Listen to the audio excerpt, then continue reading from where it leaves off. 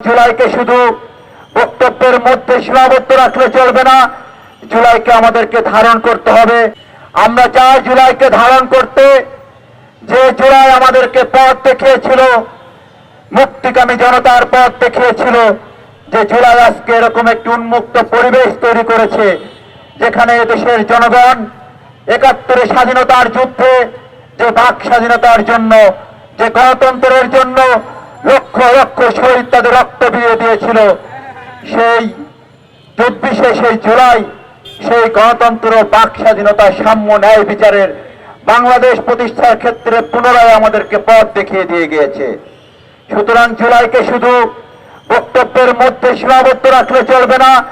জুলাইকে আমাদেরকে ধারণ করতে হবে। আর জুলাইকে ধারণ করতে হলে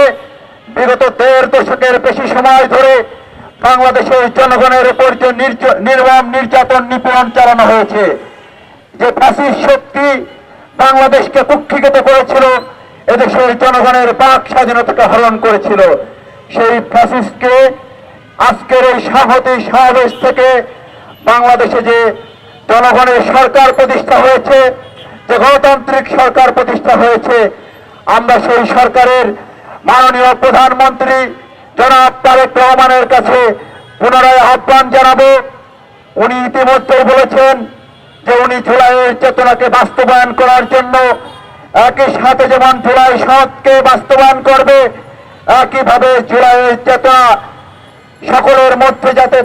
দীর্ঘজীবী হয়। এই জুলাই আগস্টে যারা আমাদের মুক্তিকামী ছাত্র জনতার উপর নির্মম নির্যাতন চালিয়েছে, গুলি চালিয়ে হাজার হাজার ছাত্র জনতাকে শহীদ করেছে, তাদের বিচার অনতিবিলম্বে নিশ্চিত করতে হবে।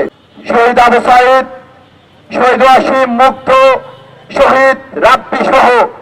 যারা আমাদেরকে যে গণতান্ত্রিক বাংলাদেশের পথ দেখিয়ে দিয়েছে, সেই গণতন্ত্রকে সমুন্নত রাখতে ফ্যাসিস্টদের বিরুদ্ধে আমরা সকল ছাত্র সমাজ ঐক্যবদ্ধভাবে আজকে ঐতিহাসিক ১৭ জুলাই এই ঢাকা বিশ্ববিদ্যালয় থেকে যে সন্ত্রাসী সংগঠনকে আমরা ঐক্যবদ্ধভাবে বিতাড়িত করেছিলাম,